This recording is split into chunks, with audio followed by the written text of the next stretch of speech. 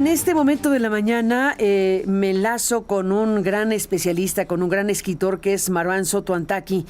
Marwan, que es autor de varios libros, desde luego Pensar Medio Oriente, Pensar Occidente también, y otros libros que ha escrito a lo largo de su historia como especialista en temas de Medio Oriente. Y bueno, pues hemos buscado a Marwan, obviamente, para conocer su punto de vista, su análisis de lo que está ocurriendo con motivo de este ataque de este ataque de Israel y de Estados Unidos en contra de Irán, y lo que está sucediendo con la muerte del ayatollah y todo lo demás. Marwan, gracias por estar aquí. Buen día y buen inicio de semana. Carmen, ¿qué tal? Muy buenos días. Muchas gracias. Buen inicio. Buen inicio hablar contigo para tratar de No, no, entender no. dónde estamos parados. Cuéntame, ¿qué ves? Ah, A ver, primero, esto ya se había tenido la idea y estaba en las advertencias desde hace tiempo, ya una semana se había desplegado quizá una dimensión de armamento hacia la zona de Irán que parecía contradictorio a la idea de que había al mismo tiempo una serie de negociaciones que incluso la noche anterior, es decir, el viernes anterior al ataque de Estados Unidos a Israel, el ministro de Exteriores de Omán, quien estaba conduciendo las negociaciones entre Estados Unidos e Israel, sobre todo para el programa atómico iraní, dijo que todo pintaba porque llegarían a algún acuerdo. ¿Qué es lo que pasó? Evidentemente que no se llegó a un acuerdo. ¿Por qué no es tan sorpresa esto?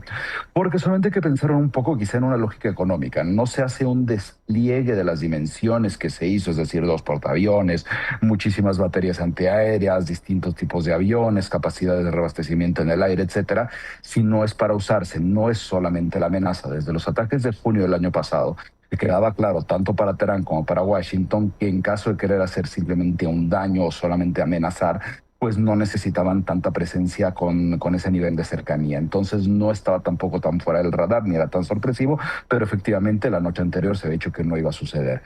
Luego, la dimensión y el mensaje por parte sobre todo de Trump, que eso cambia, se había manejado a lo largo de las semanas anteriores que si había o no había un cambio de régimen, luego que solamente la intención era poder contener el programa de misiles balísticos iraníes que estaba dirigido hacia Israel y a las distintas posiciones de Estados Unidos en la región, luego que en principio todo se trataba solamente del programa atómico.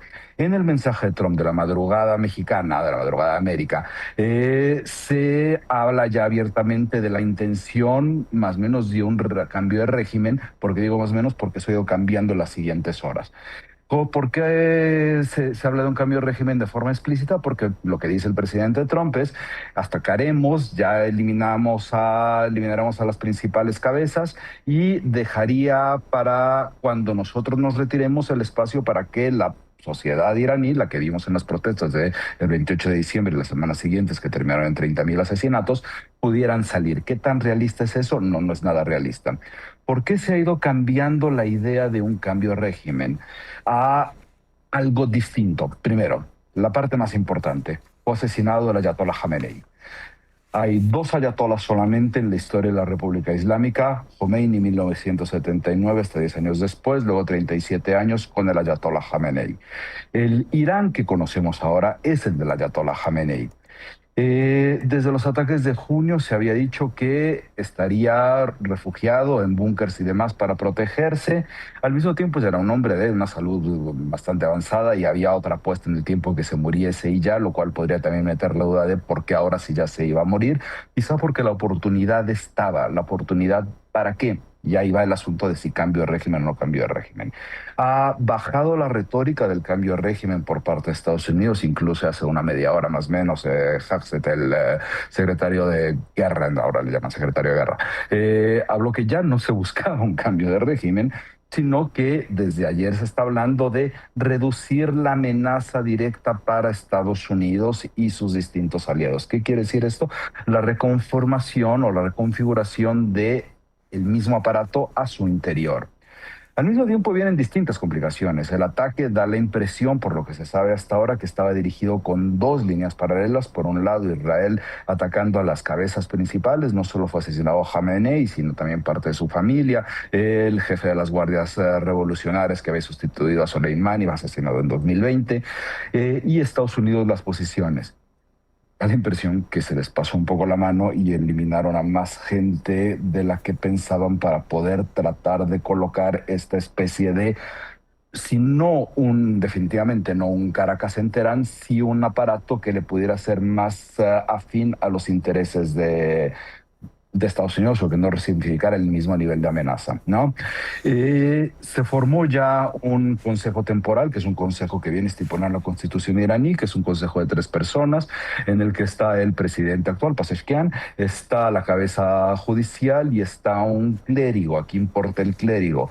Clérigo Rafi es el que estaría hasta ahora más mencionado con la posibilidad de ocupar el papel de sustituir al Ayatollah como líder, a Khamenei como líder supremo. ¿Quién es este hombre? Este es un clérigo que comparte la visión de Khamenei del tipo de país, pero quizá un poquito más pragmático, lo cual cambiarían las cosas. En medio de todo eso, se suma a los distintos ataques que ha conducido Irán a posiciones o de aliados de Estados Unidos o de otros países de la región o de posiciones de Estados Unidos. Se suman a esos ataques el Hezbollah. ¿Qué son los ataques que ha hecho Irán? Los ataques que ha hecho Irán en respuesta al asesinato de Khamenei y la incursión del sábado en la mañana, atacar distintas posiciones no necesariamente vinculadas directamente con posiciones militares de Estados Unidos. Por ejemplo, Dubái. En Dubái no hay presencia militar de Estados Unidos. Dispararon contra un hotel cerca del centro turístico y comercial más importante.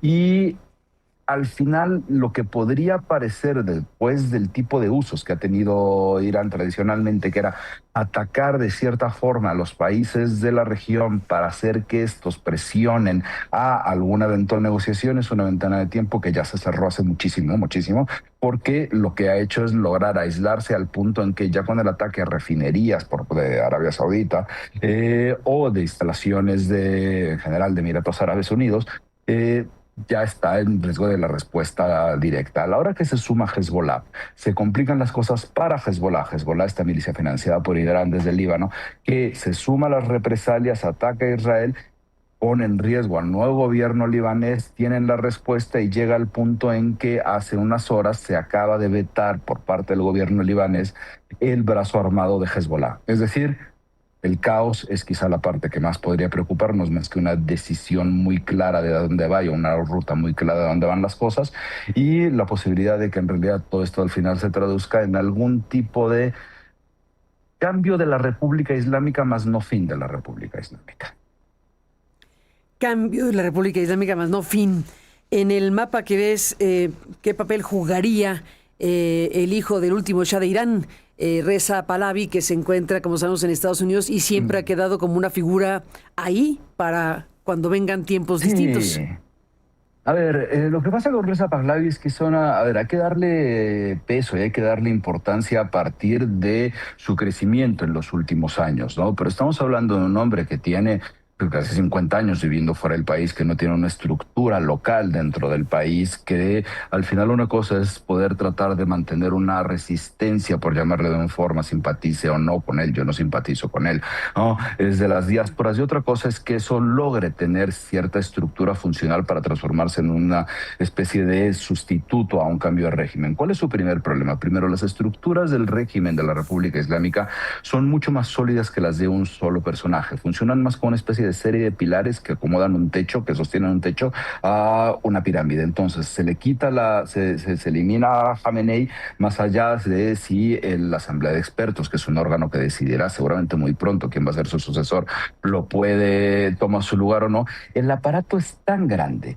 que incluso desde los ataques de junio se sabía que hay uno de los órganos, que es el Consejo de Seguridad Nacional, que había tomado parte de sus funciones, antes sobre todo la posición de vulnerabilidad de Khamenei. ¿Qué quiere decir esto? Quiere decir que muchas de las decisiones que se han dado, ya sea las respuestas de junio, ya sea la represión de después de diciembre, o incluso algunos de estos ataques que se han dado después del asesinato de Khamenei, pues no necesariamente dependían de un líder supremo como para que sea sustituido solamente por una persona, que tendría entonces que ocupar el lugar de estructuras muy, muy sólidas. El régimen iraní está en un modo de supervivencia para tratar de reacomodarse, más que ser como un animal, como un gato encerrado, pues, ¿no? Está tratando de reconfigurarse dentro de sus propios instrumentos que no son tan poco sólidos. Es decir, falta ver a lo largo de la semana cuál es su verdadera fortaleza y a partir de eso, cuáles son las maneras en las que podría o no haber algún resquebrajamiento que no necesariamente lo ha habido hasta el momento, ¿no?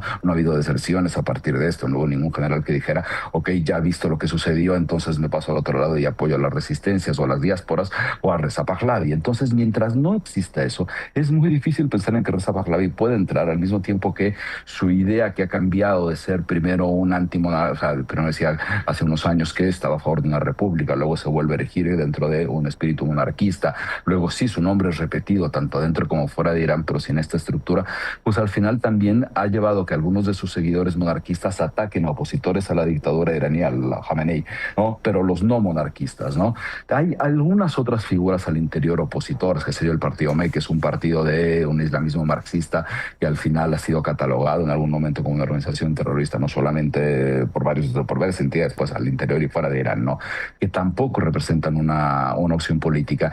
Y la idea de un levantamiento, que esto se transforme un poco como dejó en el primer mensaje Trump, y alguien podría quererlo, ¿no? Se transforma en un momento para las masas, en el momento de la gente. ¿No? Es muy complicado en este momento pensar que existirían las condiciones para algo por el estilo, porque ni siquiera se tiene una organización estructurada dentro de una oposición y al mismo tiempo muchos de sus liderazgos tradicionales, los que sí han logrado tener cierta estructura, o siguen en el exilio en la diáspora o están en las cárceles y siguen en las cárceles mantenidos por el régimen que en este momento sigue. Que hayan asesinado a Jamenei y a un sector gigantesco de los liderazgos, no quiere decir que el régimen se haya colapsado. Y bueno, para cerrar, Marwan, ¿qué perspectiva se puede tener respecto a las reacciones de la propia sociedad? Lo mencionaste hace un momento, pero hemos visto imágenes donde se quemaban cosas previo a todo lo que ha sucedido este fin de semana. Hemos visto reacciones diversas que hacían suponer un tipo de movilización social contra el régimen. ¿Eso crees que va a prosperar o no? Lo veo complicado en este momento, A ver, te diría que eso es lo que a mí me gustaría, evidentemente, ¿no? Uh-huh. Pero lo veo complicado, ¿por qué? Primero porque sigue parte el aparato represor sigue, ¿no? Sigue estando ahí. Y por los próximos días, si no semanas, el problema es que tampoco es muy fácil predecir la mentalidad de alguien como Trump, ¿no? Pero no. Se dice que 4 semanas seguiría esta operación, ya se estarían sumando prácticamente Francia, Reino Unido. Si después del ataque de la refinería de Aramco, Arabia Saudita se suma, es decir, esto se puede extender. Es decir, para salir a la calle y tener protestas, primero necesitas que el aparato no reprima como lo hizo a partir del 28 de diciembre y después que no caigan las bombas de todos los demás. Mientras esas dos condiciones no estén, es muy difícil pensar que pudiese suceder algo. Y si una vez que sucediese algo, pudiese suceder algo, necesitarían ya tener un resquebrajamiento de las estructuras iraníes para poder tener algún objetivo distinto a lo que pasó en diciembre, enero. Entonces creo que falta tiempo para poder llegar a ese punto. Semanas y veremos cómo va evolucionando las cosas. Pues ahí sí no hay manera de preverlo. No hay manera de adivinar. Y bueno, déjame cerrar con el tema de las declaraciones que se han hecho. ¿Qué opinión te merece lo que dijo el presidente de Rusia, que dice Vladimir Putin, o calificó de cínica violación a todas las normas de la moral y el derecho internacional, el asesinato del ayatolá? ¿Qué te parece a Vladimir Putin hablando de cinismo? Como que las matrioscas, pensemos en las matrioscas de estas muñecas rusas, ¿no? Sí. Tenemos la matriosca del cinismo por todos lados. O sea, que Trump, efectivamente, es un acto de cinismo del que habla el mayor cínico, ¿no? Entonces, como sacas un cínico de la muñeca de cínico, te permite otra muñeca de cínica, pero te permite otro muñeco de cínico, ¿no? Al final, ¿qué es lo que pasa con las declaraciones de Putin? Y quizás la parte que más es relevante es que al final Irán fue abandonado por Putin, que si pensaba que en algún momento puede tener intervención, no queden más en una declaración que no tiene tampoco muchos asideros, ¿no?